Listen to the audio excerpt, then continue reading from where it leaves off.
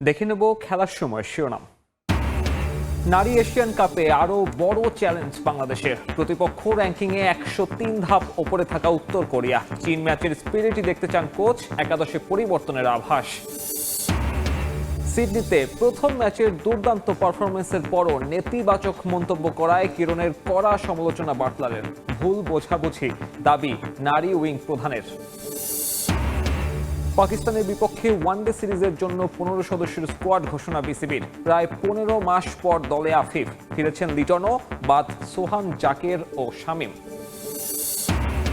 আবারও বিসিবির প্রধান নির্বাচক হতে আগ্রহী নান্নু, বড় প্রতিদ্বন্দ্বী বাসার। 2 বছর দায়িত্ব পালন করা লিপুর কাজ সন্তোষজনক নয় বলে দাবি। এবং মুম্বাইয়ে রান উৎসবের সেমিফাইনালে শেষ হাসি ভারতের। সেঞ্চুরি করেও ইংল্যান্ডকে জেতাতে পারলেন না বেথেল। রোববারের ফাইনালে ইন্ডিয়ার প্রতিপক্ষ নিউজিল্যান্ড।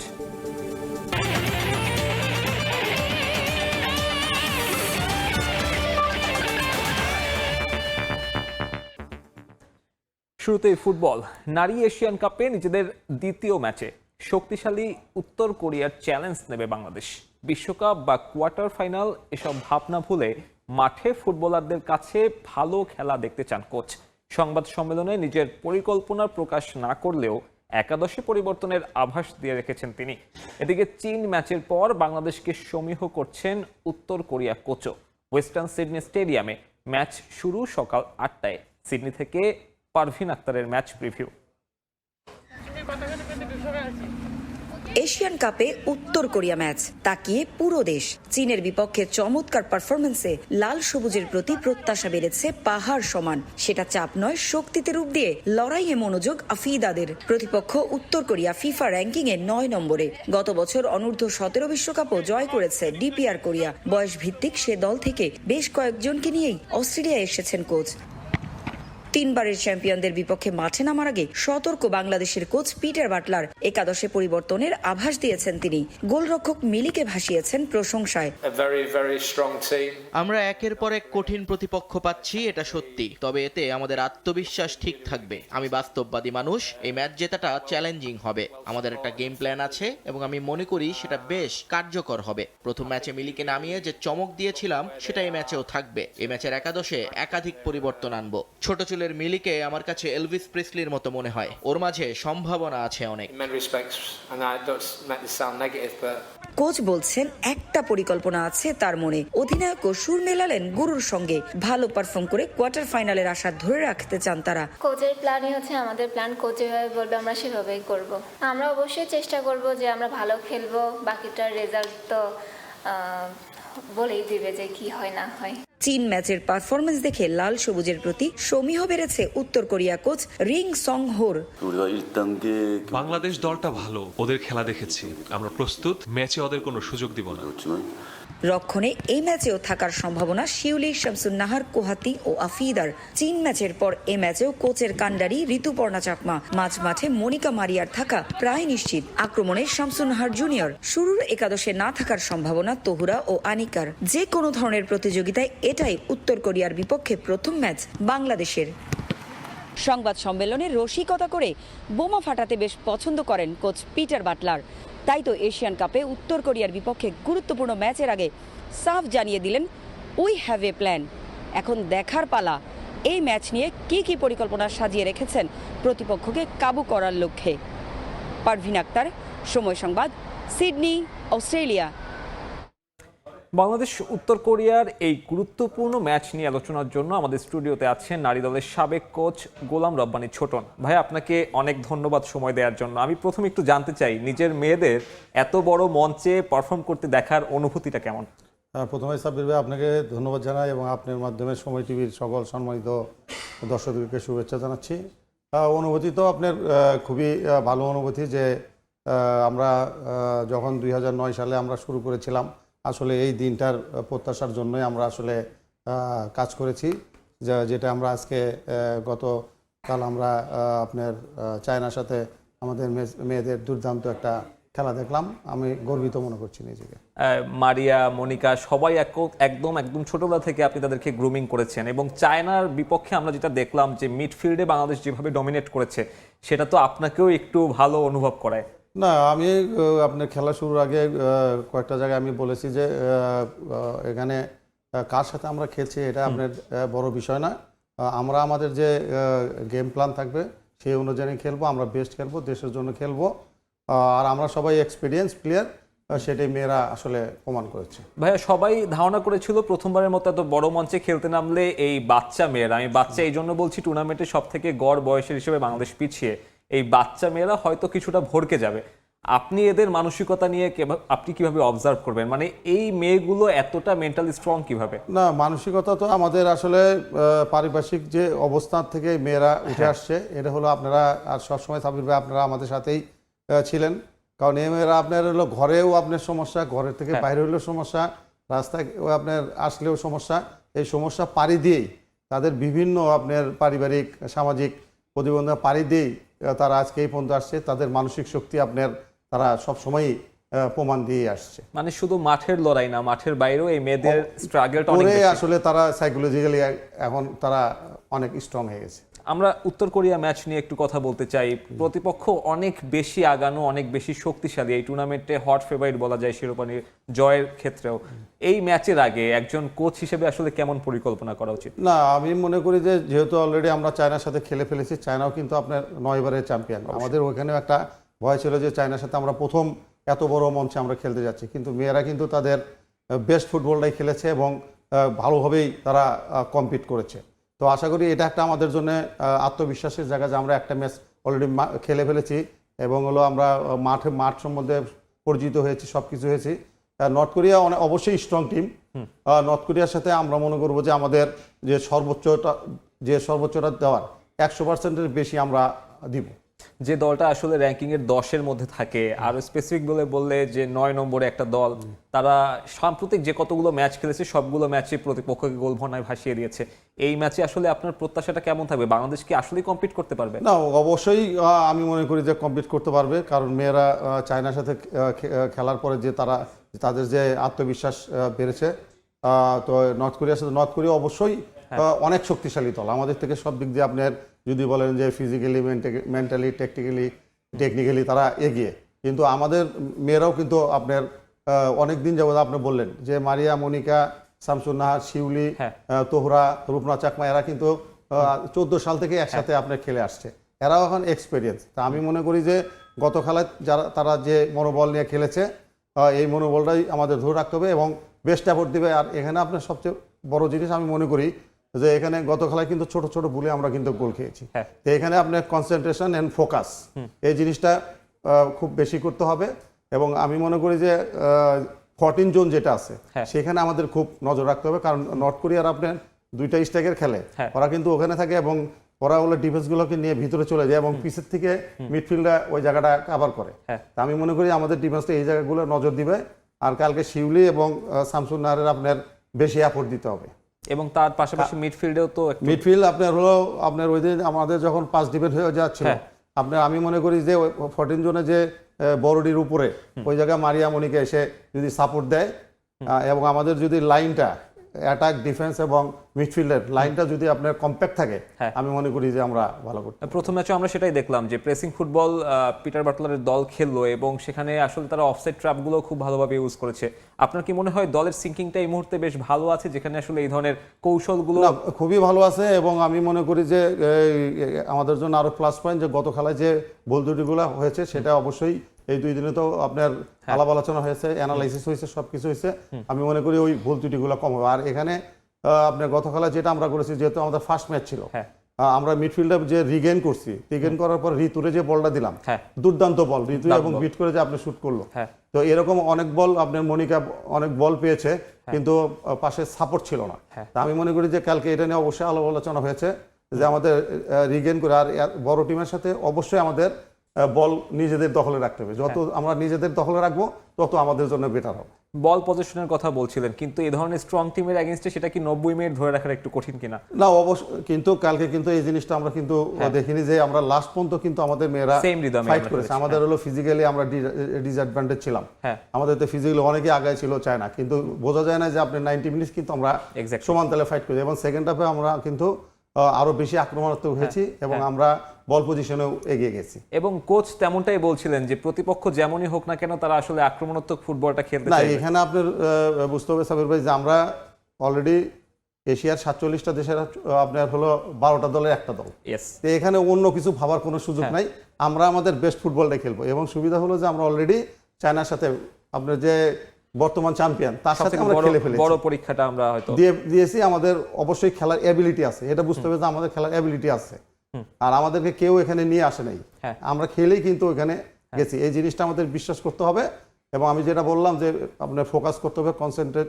করতে হবে এবং প্রত্যেকটা মুহূর্তে আপনার সুযোগ থাকতে হবে। এবং দুই ফ্ল্যাঙ্ক ওরা কিন্তু কালকে চাবে যে আমাদের লাস্ট গেমে আপনার সেন্ট্রালে খুব কম্প্যাক্ট ছিল, এখন নর্থ কোরিয়া কিন্তু আপনার ফ্ল্যাঙ্ক দিয়ে বেশি অ্যাটাক করে, দুই ফ্ল্যাঙ্ক থেকে তারা বেশি তাই আমাদের শিউলি আজিম এবং শামসুন্নাহারের এফোর্ট বেশি দিতে হবে এবং ঋতু আপনার শামসুন্নাহারকে সাপোর্ট করবে এবং শামসুন্নাহার জুনিয়রও আপনার শিউলিকে সাপোর্ট করবে। তা আমি মনে করি যে আমাদের আরো বেটার হবে। মানে উইঙ্গারদের একটু নিচে নেমে বেশি এফোর্ট দিতে হবে। ছোটন ভাই, আপনার কাছে আবারও ফিরবো। আমরা অন্য একটি খবর দেখে আসবো।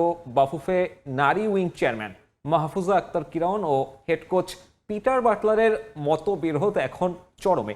এশিয়ান কাপে চীনের বিপক্ষে ভালো পারফরমেন্সে পুরো দেশ যখন ভাসছে আফেইদাদের প্রশংসায়, তখন নারী উইং চেয়ারম্যান গণমাধ্যমে দেয়া এক সাক্ষাৎকারে জানান চীনের এই দলটা নাকি সেরা ফর্মে নেই এবং তাদের বয়সও বেশি।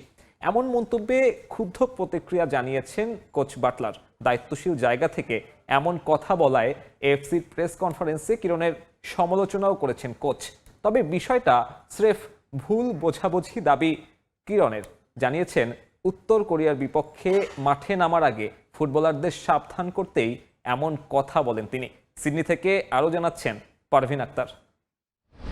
সিডনির আকাশ আজ বেশ রৌদ্রোজ্জ্বল। তীব্র তাপের মাঝে আরও একটা বোমা ফাটিয়েছেন বাংলাদেশ দলের কোচ পিটার বাটলার। অনেকদিন থেকেই ধারণা করা হচ্ছিল নারী উইং চেয়ারম্যান এবং কোচ পিটার বাটলারের মধ্যে সম্পর্কটা ঠিক ভালো যাচ্ছে না। এবার সিডনিতে এসে সেটা আরও স্পষ্ট হলো। চীনের বিপক্ষে এশিয়ান কাপে বাংলাদেশ দলের প্রথম ম্যাচের পর পুরো দেশ যখন প্রশংসায় মুগ্ধ বাংলাদেশের ফুটবলারদের, সেখানে নারী উইং চেয়ারম্যান গণমাধ্যমে দেওয়া সাক্ষাৎকারে জানিয়েছিলেন চীনের বর্তমান দলটা, যে দলটা বাংলাদেশ দলের বিপক্ষে খেলেছে, তাদের গড় বয়স নাকি বেশি ছিল এবং তারা নাকি বেশ অফ ফর্মে ছিলেন। এ কারণেই বাংলাদেশ দল তাদের মেলে ধরাটা সুবিধা হয়েছে। মাহফুজা আক্তার কিরণের এমন কথা ভেসে এসেছে সিডনিতেও। বাংলাদেশ দল নিয়ে তার এই মূল্যায়ন পছন্দ হয়নি কোচ পিটার বাটলারের। মাহফুজা আক্তার কিরণ যে মন্তব্য করেছেন তা খুব অসম্মানজনক। বাংলাদেশ দলের খেলা দেখে তিনি এমন কথা বলতে পারেন না। এটা দলের মানসিকতা ভেঙে দিতে পারে। তার মনে রাখতে হবে আমাদের ফুটবলাররা খেলে ফরাশগঞ্জ, কাছারিপাড়া, নাসরিন একাডেমিতে, আর চীন খেলে পিএসজি সহ ফ্রান্সের শীর্ষ সারির দলে। তাই তাদের বিপক্ষে ভালো করার পর এমন কথা তিনি কিভাবে বলেন? সিডনি থেকে টেলিফোনে নারী উইং চেয়ারম্যান মাহফুজা আক্তার কিরণের সঙ্গে যোগাযোগের চেষ্টা করেছিলাম আমরা। টেলিফোনে আমরা তার কাছে জানতে চেয়েছিলাম যে কেন তিনি এমন কথা বললেন, কারণ তার একটা কথা কিন্তু ফুটবলারদের অনুপ্রেরণার জন্য একটা বড় ভূমিকা রাখে। তো তার এই কথাটা তিনি কেন এমন কথা বলেছেন এই বিষয়ে আমরা তার কাছে জানতে চেয়েছিলাম। নারী উইং চেয়ারম্যান আমাদেরকে জানিয়েছেন যে আমাদের মেয়েরা প্রথম ম্যাচ চায়নার সাথে খেলছে, খুব ভালো খেলছে তারা। তাদের 100, আমি মেয়েদেরকে সবসময় বলছি তোমরা তোমাদের 100% দিয়ে খেলবে, তোমরা তোমাদের সেরাটাই খেলবে, এবং মেয়েরা মাঠে তাদের সেরাটাই খেলছে, তাই রেজাল্ট। এটা বলছি, পাশাপাশি ওদেরকে সাবধান করার জন্য এইটাও বলছি, তোমরা ভেবো না যে চায়না 9 বারের চ্যাম্পিয়ন, চায়না র্যাঙ্কিং এ 95 থাকে এগিয়ে, তাকে তোমরা 2-0 বলে হারাইছো, তার মানে তোমরা কোরিয়াকে ছোট করে দেখলে সেটা ঠিক হবে না। কোরিয়া অনেক স্ট্রং টিম, চায়নাকে 2 গোলে হারাইছো মানে চায়না ওই লেভেলের টিম না। কোচ পিটার বাটলার এবং নারী উইং চেয়ারম্যান দুজনের আক্রমণ এবং পাল্টা আক্রমণ, এমন মন্তব্যে ক্ষতিটা কিন্তু আসলে নারী দলের হবে। তাই নারী ফুটবলের স্বার্থে দুজনেরই উচিত ইতিবাচক কথা বলে দলকে উজ্জীবিত করা। পারভিন আক্তার, সময় সংবাদ, সিডনি, অস্ট্রেলিয়া। দর্শক, আবারও চলে যাব স্টুডিওতে থাকা আমাদের আজকের অতিথির কাছে। দেখছিলাম যে আসলে মেয়েদের এই টুর্নামেন্ট এখন টক অফ দ্য কান্ট্রি। আমরাও তো একটা লম্বা সময় ধরে বলছিলাম যে মেয়েদের ফুটবলে একটু ফোকাস দরকার, একটু মনোযোগ দরকার। আপনার কি মনে হয় এখন আসলে মেয়েরা সেই পর্যায়ে পৌঁছেছে, সারা দেশ এখন তাদের এই টুর্নামেন্ট নিয়ে আলোচনা করছে? এটা আমি আজকে না, আপনার অনেক আগের থেকে আমি বলে আসছি যে একটা সময় তো আমি অনেক প্রশ্ন শুনছি আপনাদের কাছ থেকে যে আমরা ইয়ুথ লেভেলে সবগুলো টুর্নামেন্টের চ্যাম্পিয়ন, হ্যাঁ, কিন্তু আপনার হলো সিনিয়র লেভেলে আমরা চ্যাম্পিয়ন হচ্ছি না কেন? আমাদের আপনার প্রবলেমটা কোথায়? যেটা আমি বিলিভ করতাম যে আমাদের মেয়েদের তখন আপনার 16 বছর বয়স ছিল, তো আমার একটা কনফিডেন্স ছিল যে মেয়েদের বয়স যখন আপনার 20 বা 22-23 হবে তখন কিন্তু আমরা সাব চ্যাম্পিয়ন। আমাদের আপনার আগের যে সভাপতি ছিলেন, মাননীয় সভাপতি, উনি আশা করেছিলেন যে 24 সালে আমরা চ্যাম্পিয়ন হব, কিন্তু 22 সালে কিন্তু আমাদের মেয়েরা এগুলো সাব জয় করে। হ্যাঁ, তো আমি বিশ্বাস করি যে আমাদের আপনার যেভাবে এগিয়ে যাচ্ছে, তো এটা যদি ঠিকভাবে ধরে রাখে, আর আমি সবসময় বলে আসছি যে এই গ্রুপ অফ প্লেয়ার যদি থাকে বাংলাদেশে অনেক কিছুই দিবে। তো আমরা অলরেডি কিন্তু সাউথ এশিয়ার গন্ডি পেরিয়ে আমরা এশিয়ার মঞ্চে আমরা অবস্থান করছি। বারবার বয়সের হিসেবটা আসছে, আপনি কি এই দলে সাবিনা মাসুরাদের মিস করেন? না, আমি মনে করি যে এখানে যে আমাদের যে সম্মানিত কোচ আছে উনি যাদেরকে আসলে বেটার মনে করেছেন তাদেরকে উনি নিয়েছেন। ভাইয়া, টুর্নামেন্টের নিয়মটা এমনভাবে করেছে যে প্রত্যেকটা গোল আসলে খুব বেশি গুরুত্বপূর্ণ। বাংলাদেশের সামনে সুযোগ রয়েছে বিশ্বকাপে কোয়ালিফাই করার। আপনি কি মনে করেন যে বাংলাদেশের বিশ্বকাপের বিষয়টা মাথায় রেখে খেলা উচিত, নাকি নিজেদের স্বাভাবিক ফুটবলটাই খেলা উচিত? স্বাভাবিক ফুটবল আপনার খেলা উচিত। গত খেলা যেরকম স্বাভাবিক ফুটবল খেলেছে এবং আপনার কম মার্জিনে হেরেছে, যেটা আমাদের জন্য প্লাস হয়েছে। আগামী খেলাও আমাদের আমি মনে করি যে এটা মাথায় রেখে শুরু করা উচিত, এবং এটা আমাদের মাথায় রাখা উচিত যে আপনার উত্তর কোরিয়া কিন্তু আপনার লং বলে তারা খুবই পারদর্শী, এবং তারা বিল্ড আপ ফুটবলেও আপনার পারদর্শী। তো এই জিনিসগুলো আমাদের হলো ট্রানজিশন যখন হবে, ডিফেন্ডিংয়ের সময় আমাদের সবাই খুব সচেতন থাকতে হবে। এবং আমরা গত খেলায় যে আপনার ফার্স্ট গোলটা কনসিড করলাম, এখানে নবীরনার প্রান্তে কিন্তু বলটা পেয়ে গিয়েছিল, আপনি একটু ওই এক্সপিরিয়েন্স প্লেয়ার শুট করে দিছে। তো আমাদের এই জায়গাগুলো, ছোট ছোট জায়গাগুলো যদি আমরা নজর রাখি তাহলে আমি মনে করি যে আমাদের জন্য ভালোই হবে। এই দলটার আসলে মানে ভবিষ্যৎ আপনি কোথায় দেখেন? এই দলটা আসলে শেষ না, এটা আপনার আবারও আমার যে পিছনে ফিরে যেতে হয়। আমি সব সময় যখন আপনার এই মেয়েরা আপনার 15 সালে 14 চ্যাম্পিয়ন হয়েছে, 16 সালে আপনার 14 চ্যাম্পিয়ন হয়েছে, 17 সালে আপনার অনূর্ধ্ব 15 সাব চ্যাম্পিয়ন হয়েছে, 18 সালে অনূর্ধ্ব 18 চ্যাম্পিয়ন হয়েছে, 19 সালে অনূর্ধ্ব 19 চ্যাম্পিয়ন হয়েছে, আপনার 21 সালে অনূর্ধ্ব 20 চ্যাম্পিয়ন হয়েছে, 22 সালে সাব চ্যাম্পিয়ন হয়েছে। মানে আমি সবসময়ই আপনার বলে আসছি যে এই মেয়েদের ভিতর পটেনশিয়াল আছে, এদেরকে রক্ষণাবেক্ষণ করতে হবে এবং সুযোগ সুবিধা বাড়াতে হবে। এরা অনেক কিছু দেওয়ার আছে, তারা প্রতিনিয়তই দিয়ে যাচ্ছে এবং গতকালও আপনার তারা দিয়েছে। এই এত কিছু দেওয়ার পরে মেয়েরা কি আরো বেশি ডিজার্ভ করে কিনা সুযোগ সুবিধা? না, সেটাও আপনার আমাদের তো অবশ্যই ফেডারেশনের মাননীয় সভাপতি সব চেষ্টা করে যাচ্ছেন, আমাদের সীমাবদ্ধতার মধ্যেও সর্বোচ্চ যেটা দেওয়া যায় সেটাই চেষ্টা করে। আমরা প্রত্যাশা করবো সেই সুযোগ সুবিধার পরিমাণ যেন আরো বাড়ে। আপনাকে ভাইয়া অনেক অসংখ্য ধন্যবাদ আমাদেরকে সময় দেওয়ার জন্য। দর্শক, এতক্ষণ আমাদের সঙ্গে যুক্ত হয়েছিলেন নারী দলের সাবেক কোচ গোলাম রব্বানী ছোটন। এবার চলে যাচ্ছি পরবর্তী সংবাদে।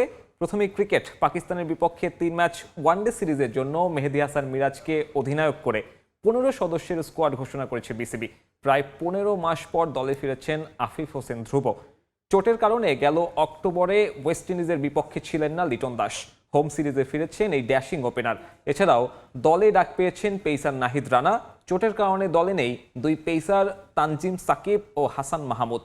বাজে ফর্মের কারণে দলে বিবেচনা করা হয়নি সোহান জাকের ও শামীম পাটোয়ারিকে।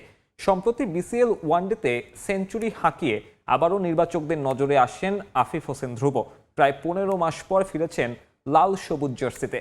দলের বাকি সদস্যরা হলেন সৌম্য সরকার, সাইফ হাসান, তানজিদ তামিম, নাজমুল শান্ত, মাহিদুল অঙ্কন, রিশাদ হোসেন, তানভীর ইসলাম, মোস্তাফিজুর রহমান, তাসকিন আহমেদ ও শরীফুল ইসলাম।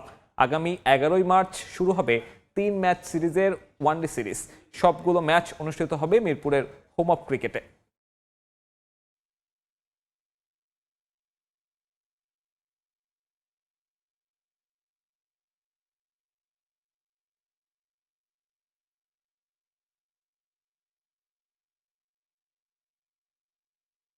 আন্তর্জাতিক ক্রিকেট সহজ নয়।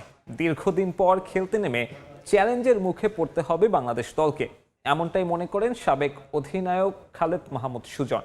সরাসরি কোয়ালিফাই করার সমীকরণ মাথায় নিয়ে 2027 বিশ্বকাপের আগে দ্বিপাক্ষিক সিরিজগুলোতে স্কোয়াডে পরিবর্তনের পক্ষে নন সাবেক এই ক্যাপ্টেন। টি-20 বিশ্বকাপ খেলা হয়নি, পাক্কা 3 মাসের বেশি সময় পর আন্তর্জাতিক ক্রিকেটের ময়দানে নামতে যাচ্ছে বাংলাদেশ। গত বছর 2 ডিসেম্বর চট্টগ্রামে আয়ারল্যান্ডের বিপক্ষে খেলা টি-20 ম্যাচটাই সবশেষ।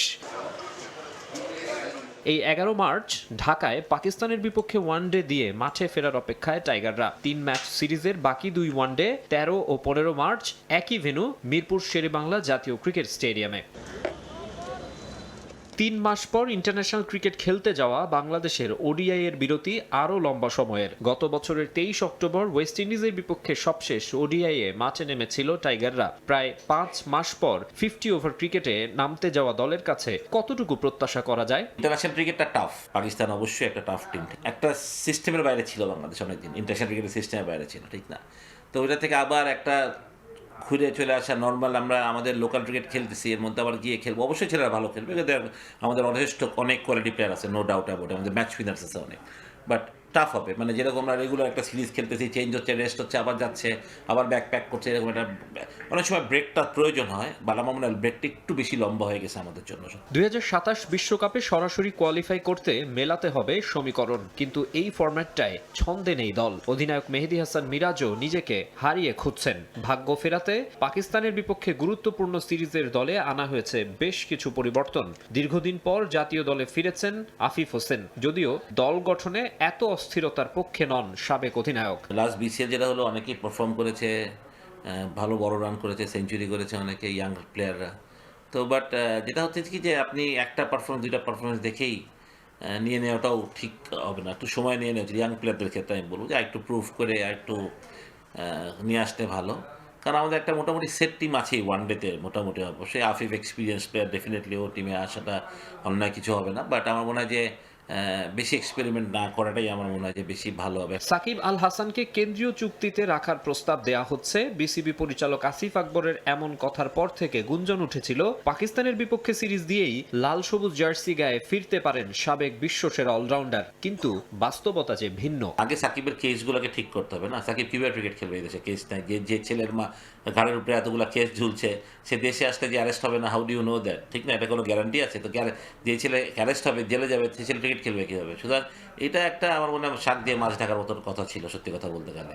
মামলা মোকদ্দমার ঝামেলা কাটিয়ে উঠতে পারলে 2027 বিশ্বকাপে সাকিবের খেলার সম্ভাবনাও দেখেন সাবেক এই অধিনায়ক। মাকসুম আলম খান, সময় সংবাদ, ঢাকা। বিসিবির প্রধান নির্বাচক হতে বেশ আগ্রহী সাবেক অধিনায়ক মিনহাজুল আবেদিন নান্নু। প্রতিদ্বন্দ্বী হাবিবুল বাশার সুমনকেও যোগ্য মনে করেন তিনি। তবে গত 2 বছরে গাজী আশরাফ হোসেন লিপুর পারফরমেন্সে হতাশ সাবেক এই প্রধান নির্বাচক। বাংলাদেশ ক্রিকেটে আবারও আলোচনায় প্রধান নির্বাচক পদ। কদিন আগে হঠাৎ সামনে আসে হাবিবুল বাশার সুমনের নাম, তবে উল্টো 1 মাসের জন্য মেয়াদ বাড়ানো হয় গাজী আশরাফ হোসেন লিপুর। পাকিস্তান সিরিজই তার শেষ অ্যাসাইনমেন্ট। এরপর কে? প্রশ্ন এখন সেখানেই। প্রধান নির্বাচক চেয়ে বিজ্ঞপ্তি দিয়েছে বাংলাদেশ ক্রিকেট বোর্ড। আবেদনে আগ্রহী সাবেক প্রধান নির্বাচক মিনহাজুল আবেদিন নান্নু। 2024 সালে তার জায়গাতেই দায়িত্ব পান লিপু, কিন্তু এই 2 বছরে লিপুর পারফরমেন্সে অন্যদের মতো হতাশ নান্নুও। তো গত 2 বছরে এটা সত্যি কথা বলেছে, ওরকম নোটেড স্ট্যান্ডার্ড ক্রিকেটার কিন্তু আমরা দেখি নাই যে পাইপলাইনে আসার জন্য। এভারেজ ক্রিকেটার আছে, তো সেই হিসাবে আমার মনে হয় যে এগুলির থেকে মূল্যায়নটা আসা উচিত। ক্রিকেট আসার জায়গাটা পাইপলাইনটা হলো এজ গ্রুপ থেকে নিয়ে তারপর হাই পারফরমেন্স আছে, তারপরে আপনার টাইগার ক্রিকেটে আছে, এ টিমে আছে, তারপর ন্যাশনাল টিম। তো একটা ধাপে ধাপে প্লেয়াররা তৈরি হয়। তো আমার মনে হয় গত 2 বছরে ওরকম কোনো আউটকাম দেখি। 2013 সালে নির্বাচক, 2016 সালে প্রধান নির্বাচক, 2 দফা এই গুরু দায়িত্বে ছিলেন নান্নু। সমালোচনা ছিল, তবে সাফল্যও কম নয়। মিরাজ মোস্তাফিজ লিটন শান্ত উঠে আসেন তার সময়ই। 2017 চ্যাম্পিয়ন্স ট্রফিতে সেমিফাইনাল, শ্রীলঙ্কা ও নিউজিল্যান্ডের মাটিতে ঐতিহাসিক টেস্ট জয়। ওয়ানডে র্যাঙ্কিংয়েও ধারাবাহিক উন্নতি। অভিজ্ঞ অভিজ্ঞতায় আত্মবিশ্বাসী নান্নু। সুযোগ পেলে দারুণ কিছু করতে চান তিনি। সিলেকশন প্যানেলের আমাদের প্যানেলে তো যথেষ্ট এক্সপিরিয়েন্স আছে, তো এই এক্সপিরিয়েন্সটা যথেষ্ট গেইন করা হয়েছে। তো আমার মনে হয় যে সেই জায়গায় অ্যাপ্লাই করতেও পারি। গত 10 বছর ধরে বাংলাদেশ দলে যারা খেলছে এবং আগামীতে এখনও যারা রিপ্রেজেন্ট করছে, তখন এটাই থেকে তো মূল্যায়ন করা যায় আগে 10 বছর কীভাবে বাংলাদেশ ক্রিকেট চলেছে। ওই সময়টা যে দলটা একটা ড্রিম টিমের মতো ছিল, যে ওয়ান অফ দ্য বেস্ট ক্রিকেটাররা সবসময় ওই সময় ডোমিনেট করে যেত গত 10 বছরে। নান্নুর পাশাপাশি প্রধান নির্বাচক হতে আগ্রহী হাবিবুল বাশার সুমনও। দুজন কাজ করেছিলেন এক প্যানেলে। প্রতিদ্বন্দ্বী হলেও নান্নুর কাছে বাশার বেশ যোগ্য প্রার্থী। ও 2013 সাল থেকে কাজ করে গেছে সিলেকশন প্যানেলে, এবং ওর ক্রিকেটের সাথে ওতপ্রোতভাবে পুরোপুরি জড়িত আছে, এবং বাংলাদেশ ক্রিকেটে কোথায় কী হচ্ছে সব কিছুই জানে। তো আমার মনে হয় যে এটা ওর এক্সপিরিয়েন্সও যথেষ্ট ভালো আছে। তো এখানে বোর্ড ডিসাইড করবে কাদেরকে নিয়ে আগে। এ মাসেই শেষ লিপুর মেয়াদ। মে মাসে পাকিস্তানের বিপক্ষে টেস্টের আগে নতুন নির্বাচক নিয়োগ দিতে হবে বোর্ডকে। তামিম হোসেন, সময় সংবাদ, ঢাকা। এবারে টি-20 বিশ্বকাপের খবর। রান বন্যার ম্যাচে শেষ হাসি ভারতের। দ্বিতীয় সেমিফাইনালে ইংল্যান্ডকে 7 রানে হারিয়ে রোববারের ফাইনালে জায়গা করে নিল ডিফেন্ডিং চ্যাম্পিয়নরা। মুম্বাইয়ে আগে ব্যাট করে দলগত প্রচেষ্টায় 253 রান তোলে টিম ইন্ডিয়া। জবাবে খেলতে নেমে জ্যাকব বেথেলের সেঞ্চুরির পরেও লক্ষ্যে পৌঁছাতে পারেনি থ্রি লায়ন্স। রান পাহাড় গড়েও ঘাম ঝরল ভারতের। জ্যাকব বেথেলের ব্যাটে কাছাকাছি গিয়েছিল থ্রি লায়ন্স, তবে শেষ হাসি মেন ইন ব্লুর। টানা দ্বিতীয় বিশ্বকাপ ঘরে তুলতে আর মাত্র একটা জয় দরকার টিম ইন্ডিয়ার। দারুণ শতকের পরেও সতীর্থদের ব্যর্থতায় ফাইনালে ওঠা হলো না বেথেলের। তবে ভারতীয়দের চিন্তায় ফেলে দেয়া এমন ইনিংস ক্রিকেট বিশ্ব মনে রাখবে বহুদিন। রান বন্যার ম্যাচেও 4 ওভারে মাত্র 33 রান খরচে স্বাগতিকদের জয়ের নায়ক জসপ্রীত বুমরা। এদিন টস হেরে আগে ব্যাটিংয়ে নেমে শুরুটা ভালো হয়নি ভারতের। দ্বিতীয় ওভারে ফেরেন অভিষেক শর্মা। ফিরতে পারতেন সঞ্জু স্যামসনও। ব্যক্তিগত 15 রানে তার ক্যাচ ফেলে দেন অধিনায়ক হ্যারি ব্রুক। জীবন পেয়ে তাণ্ডব চালান স্যামসন। এরপরের 35 বলে করেছেন 74 রান। মূলত ওই ইনিংসেই ম্যাচ থেকে ছিটকে যায় ইংল্যান্ড। উইল জ্যাক্সের বলে যখন এই ওপেনার থামেন, তখন তার নামের পাশে 42 বলে 89। এই সংস্করণের নকআউট ম্যাচে চতুর্থ সর্বোচ্চ। ভারত অধিনায়ক এদিন আবারও ব্যর্থ হলেও রানের গতি মন্থর হতে দেয়নি মেন ইন ব্লু। শেষ দিকে ইংলিশ বোলারদের কচুকাটা করেছেন শিভম দুবে আর হার্দিক পান্ডিয়া। 25 বলে 43 করে রান আউট হন দুবে। রান আউটে কাটা পড়েন হার্দিক পান্ডিয়াও। তবে ফেরার আগে তার ব্যাটে এসেছে 12 বলে 27। ভারতকে 250 পার করায় অবদান রেখেছেন তিলক ভার্মা। 300 স্ট্রাইক রেটে খেলেন 21 রানের ক্যামিও। সবথেকে বড় ঝড়টা যায় আর্চারের ওপর দিয়ে। 4 ওভারে 61। বিশ্বকাপ নকআউটে সবচেয়ে খরুচে স্পেল। এক ম্যাচে সর্বোচ্চ 7 ছক্কা হজমের রেকর্ডেও নাম লিখিয়েছেন এই ইংলিশ পেসার। তাতে স্বাগতিকদের সংগ্রহ দাঁড়ায় 253। টি-20তে রেকর্ড ষষ্ঠবারের মতো 250 পার করল মেন ইন ব্লু। রোববার আহমেদাবাদে বসবে শিরোপা নির্ধারণী ম্যাচ। একদিকে ভারতের টানা দ্বিতীয় বিশ্বকাপের হাতছানি, অন্যদিকে কিউইদের ইতিহাস গড়ার সুযোগ। সাব্বির মিথুন, সময় সংবাদ।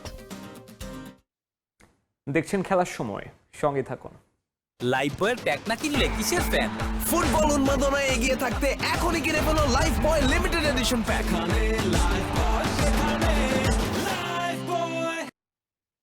আবারও স্বাগত খেলার সময়। প্রায় 2 মাস পর মাঠে গড়াতে যাচ্ছে বাংলাদেশ ফুটবল লিগের দ্বিতীয় পর্ব। প্রথম দিনই ভিন্ন ম্যাচে মাঠে নামছে জায়ান্ট বসুন্ধরা কিংস ও ঢাকা আবাহনী। সবগুলো ম্যাচ শুরু হবে দুপুর 2:45টায়। বাংলাদেশ ফুটবল লিগের প্রথম লেগের পর লম্বা সময়ের বিরতি। সূচি অনুযায়ী নির্ধারিত সময়ে ম্যাচ আয়োজন করতে পারেনি পেশাদার লীগ কমিটি, যার কারণে বিরতি হয় আরও দীর্ঘায়িত। ক্লাবগুলোর আপত্তি থাকলেও পুরনো সূচি পরিবর্তন করে নতুন সূচি দেয় লীগ কমিটি। তাতেই প্রায় 2 মাস পর আবারও মাঠে ফিরতে যাচ্ছে বাংলাদেশ ফুটবল লীগ। প্রথম দিনেই মাঠে নামছে টেবিল টপার বসুন্ধরা কিংস। নিজেদের মাঠে তারা আতিথ্য দেবে পিডব্লিউডিকে। লিগ শিরোপার রেসে এগিয়ে যেতে এই ম্যাচে জয়ের বিকল্প নেই বসুন্ধরার সামনে। লিগের তলানিতে থাকা পিডব্লিউডিকে নিয়ে অবশ্য বেশ সতর্ক কিংস কোচ মারিও গোমেজ। সেই সঙ্গে সমান পয়েন্ট নিয়ে তাদের ঘাড়ে নিঃশ্বাস ফেলছে ফর্টিস এফসি। সমান 9 ম্যাচে 2 দলের পয়েন্ট 18। গোল ব্যবধানে এগিয়ে বসুন্ধরা। ফিফা নিষেধাজ্ঞা থাকায় মধ্যবর্তী দল বদল কাজে লাগাতে পারেনি কিংস। তবুও শক্তিমত্তায় লিগে সব দলগুলোর চেয়ে এগিয়ে বসুন্ধরা। দারুণ ছন্দে আছেন ক্লাবটির বিদেশি ফুটবলার ডোরিয়ালটন। চলতি মৌসুমে লিগে সর্বোচ্চ 9 গোল করেছেন এই ব্রাজিলিয়ান। ছন্দে আছেন বাকি 2 ফরওয়ার্ড ফয়সাল আহমেদ ফাহিম ও রাকিব হোসেন। যদিও বাংলাদেশ ফুটবল লিগের শেষ 3 ম্যাচ বাজে সময় কাটিয়েছে বসুন্ধরা কিংস। টানা 3 ম্যাচ জয়হীন ক্লাবটি, তাই পিডব্লিউডিকে হারিয়ে জয় ফিরতে মরিয়া বসুন্ধরার জায়ান্টরা। দিনের অন্য ম্যাচে মাঠে নামবে ঢাকা আবাহনী। চলতি মৌসুমে ভালো দল গড়লেও খুব একটা ছন্দে নেই আকাশী নীলরা। 9 ম্যাচে 13 পয়েন্ট নিয়ে লিগ টেবিলের 5-এ রয়েছে শেখ মোরসালিনরা। লিগে ছন্দে ফিরতে তাদের নিতে হবে শক্তিশালী রহমতগঞ্জের চ্যালেঞ্জ। মোহামেডান থেকে আবাহনীতে নাম লেখানো সুলেমান দিয়াবাতে পারফরমেন্স করে গেলেও দলকে জেতাতে পারছেন না, আর নিজেকে হারিয়ে খুঁজছেন আলামিন। তবে নিয়মিত গোলের দেখা পাচ্ছেন শেখ মোরসালিন। রহমতগঞ্জকে হারাতে হলে জ্বলে উঠতে হবে এই 3 ফুটবলারকে। অন্যদিকে আবাহনীকে চ্যালেঞ্জ জানাতে প্রস্তুত রহমতগঞ্জ। লিগ টেবিলের 3-এ থাকা দলটাও যে কোনো মূল্যে জয় তুলে নিতে চাইবে। ফাহিম ইসলাম, সময় সংবাদ। দেখছেন খেলার সময়, সঙ্গে থাকুন। গ্লো এন্ড লাভলি এখন নতুন রূপে, নতুনের মতো glowing skin. Glow and lovely renew bright. আবারও স্বাগত খেলার সময়। ইংলিশ প্রিমিয়ার লিগের খবর। শিরোপার আরও কাছে আর্সেনাল। ব্রাইটনকে 1-0 গোলে হারিয়ে নিজেদের অবস্থান আরও শক্ত করল গানার্স। আরেক ম্যাচে পয়েন্ট খুইয়েছে ম্যানচেস্টার সিটি। নটিংহ্যাম ফরেস্টের সঙ্গে 2-2 গোলে ড্র করেছে সিটিজেনরা। আর নিউক্যাসলের কাছে 2-1 গোলে হেরেছে ম্যানচেস্টার ইউনাইটেড। লম্বা মৌসুমে শুরুর ধারাবাহিকতা ধরে রাখাই কঠিন ইপিএল এর ক্লাবগুলোর জন্য, বিশেষ করে যারা শিরোপার রেসে থাকে। আর্সেনাল এবার শুরু থেকে দাপট দেখিয়ে এসেছে। শেষ দিকে এসে কিছুটা ছন্ন ছাড়া ফুটবল খেললেও শীর্ষস্থান ধরে রেখেছে ঠিকই, কারণ টেবিলের বাকিরা খেলছে আরও বাজে ফুটবল। এদিন ব্রাইটনের বিপক্ষে মাঠে প্রায় সব দিক দিয়েই পিছিয়ে ছিল আর্সেনাল, কেবল এগিয়ে ছিল গোল ব্যবধানে। 57% পজিশন ধরে রেখে 13 শট নিয়ে ব্রাইটন লক্ষ্যে রাখতে পারে 3টি। বিপরীতে পজিশনে পিছিয়ে থেকে 4 শটের 2টি লক্ষ্যে রাখতে পারে আর্সেনাল। যদিও শুরুতে বড় ভুল করেছিলেন সিটিজেন গোলরক্ষক ডেভিড রায়া। সতীর্থকে বল দিতে গিয়ে বল দিয়ে বসেন প্রতিপক্ষ ফুটবলারকে। যদিও আর্সেনালের ব্রাজিলিয়ান ডিফেন্ডার গ্যাব্রিয়েল মাগালায়েস রক্ষা করেন এই যাত্রায়। 9 মিনিটে বুকাও সাকা স্কোর করেন। দারুণ নৈপুণ্যে দলকে লিড উপহার দেন এই ইংলিশ। শুরুতে লিড পেলেও প্রতিপক্ষকে চাপে রাখতে পারেননি। উল্টো প্রথমার্ধ জুড়ে ছন্দহীন ছিল আর্সেনাল। ক্লাবটির জার্সিতে 300তম ম্যাচ খেলতে নেমে গোল করেন সাকা। সমতায় ফিরতে মরিয়া ব্রাইটন কয়েকটি শট নিলেও গোলের দেখা পায়নি তারা। ফলে 1-0 গোলের জয় পায় আর্সেনাল। এই জয়ে 30 ম্যাচে 67 পয়েন্ট নিয়ে শীর্ষে রয়েছে আর্সেনাল। 1 ম্যাচ কম খেলে 60 পয়েন্ট নিয়ে ম্যান সিটি আছে 2-এ। আরেক ম্যাচে এগিয়ে গিয়েও জয় বঞ্চিত হয়েছে ম্যানচেস্টার সিটি। ঘরের মাঠেই চ্যালেঞ্জের মুখে পড়তে হয় তাদের। গোল পেতে অপেক্ষা করতে হয় 31 মিনিট পর্যন্ত। সেমেনিও গোল করে লিড এনে দেন সিটিজেনদের। সমতায় ফিরতেও বেশ খানিকটা সময় অপেক্ষা করতে হয় নটিংহ্যামকে। 56 মিনিটে গোল করেন গিবস হোয়াইট। 62 মিনিটে আবারও লিড নেয় ম্যান সিটি। এবার স্কোর করেন রোদ্রি। উৎসবে মাতে গার্দিওলা বাহিনী। যদিও লিডটা লম্বা সময় ধরে রাখতে পারেনি তারা। 76 মিনিটে স্কোর লাইন 2-2 করে নটিংহ্যাম। শেষ পর্যন্ত পয়েন্ট ভাগাভাগি করে মাঠ ছাড়ে 2 দল। বড় জয় পেয়েছে চেলসি। অ্যাস্টন ভিলার বিপক্ষে 4-1 গোলে জয় পেয়েছে ব্লুজ। যদিও শুরুতে এগিয়ে গিয়েছিল অ্যাস্টন ভিলা। 2 মিনিটে গোল করেন ডগলাস দিয়াজ। এরপর জও পেদ্রির ঝলকে দারুণ জয় পায় চেলসি। হ্যাট্রিক করেন এই ফুটবলার। আর পালমিরের করা গোলে 4-1 ব্যবধানের জয় নিয়ে মাঠ ছাড়ে ব্লুজ। তারেক হাসান শিমুল, সময় সংবাদ। মিলানো কর্তিনা 2026 প্যারা অলিম্পিক গেমস শুরুর প্রতীক্ষায় পুরো ইতালি। ইতিমধ্যে ভেনিসে পৌঁছেছে মশাল। ভেনিসের ঐতিহাসিক গ্র্যান্ড ক্যানেলের জলরাশি চিরে যখন প্যারা অলিম্পিকের মশালটি এগিয়ে যাচ্ছিল তখন পুরো শহর এক অনন্য উৎসবে মাতোয়ারা। নবম দিনের এই মশাল রিলে যেন কেবল একটা উৎসব নয়, বরং ছিল প্রতিবন্ধকতা জয়ের এক নীরব ঘোষণা। এই যাত্রার শুরুটা হয়েছিল গত 24 ফেব্রুয়ারি। প্যারা অলিম্পিক আন্দোলনের সূতিকাগার যুক্তরাজ্যের স্টোক ম্যান্ডেভিলে প্রজ্বলিত হয় এই মশাল। সেখান থেকে সাগর আর সীমানা পেরিয়ে এই শিখা এখন ইতালির হৃদয়ে।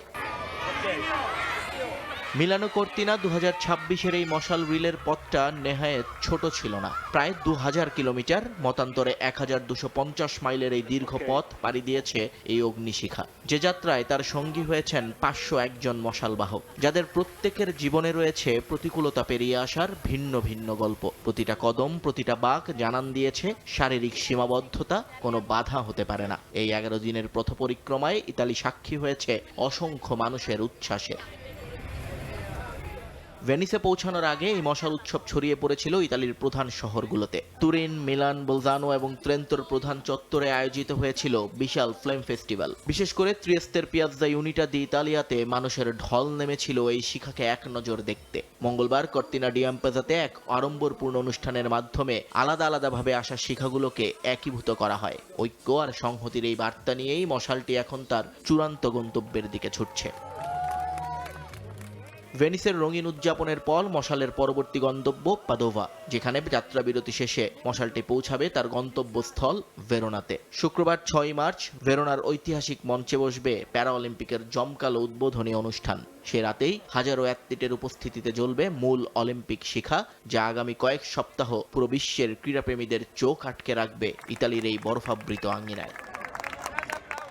এখন শুধু অপেক্ষার অবসান ঘটার পালা। অদম্য ইচ্ছাশক্তি আর ক্রীড়াশৈলীর এই মহাযজ্ঞের জন্য পুরোপুরি প্রস্তুত মিলানো কর্তিনা। ভেনিসের এই মশাল যাত্রা যেন সেই মহোৎসবের এক নান্দনিক নন্দীপাঠ।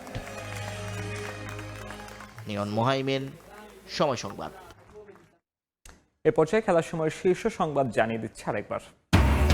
নারী এশিয়ান কাপে আরও বড় চ্যালেঞ্জ বাংলাদেশের। প্রতিপক্ষ র্যাঙ্কিংয়ে 103 ধাপ ওপরে থাকা উত্তর কোরিয়া। 3 ম্যাচের স্পিরিটই দেখতে চান কোচ, একাদশে পরিবর্তনের আভাস। পাকিস্তানের বিপক্ষে ওয়ানডে সিরিজের জন্য 15 সদস্যের স্কোয়াড ঘোষণা বিসিবির। প্রায় 15 মাস পর দলে আফিফ, ফিরেছেন লিটনও, বাদ সোহান, জাকের ও শামীম। এবং মুম্বাইয়ে রান উৎসবের সেমিফাইনালে শেষ হাসি ভারতের। সেঞ্চুরি করেও ইংল্যান্ডকে জেতাতে পারলেন না বেথেল। রোববার ফাইনালে ইন্ডিয়ার প্রতিপক্ষ নিউজিল্যান্ড।